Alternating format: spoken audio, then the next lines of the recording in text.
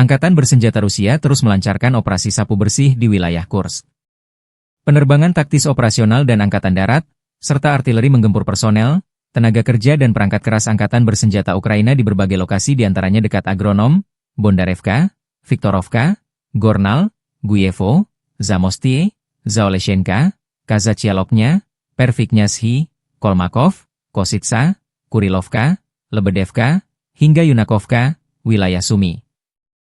Dalam 24 jam terakhir, kerugian Ukraina lebih dari 150 tentara, 1 tank, 2 kendaraan tempur infanteri, 2 pengangkut personel lapis baja, 8 kendaraan tempur lapis baja, 15 kendaraan bermotor, 1 mortir serta 1 pos komando UAV dan 1 depot amunisi. 2 prajurit Ukraina menyerah.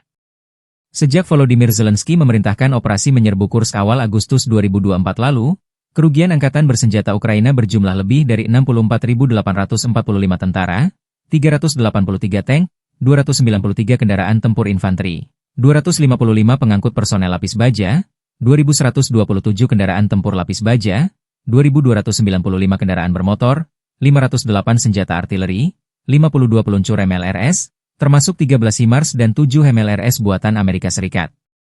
Juga 25 peluncur rudal anti-pesawat, 1 sistem anti-pesawat gerak sendiri, 10 kendaraan pengangkut muat, 118 stasiun IU, 15 radar perang anti-baterai, 9 radar pertahanan udara, 51 unit teknik dan material lainnya, termasuk 19 kendaraan anti-rintangan, 1 kendaraan pembersih ranjau UR-77, 5 peluncur jembatan, 1 kendaraan pengintai teknik serta 14 kendaraan pemulihan lapis baja, dan 1 pos komando. Download Tribun X sekarang. Menghadirkan lokal menjadi Indonesia.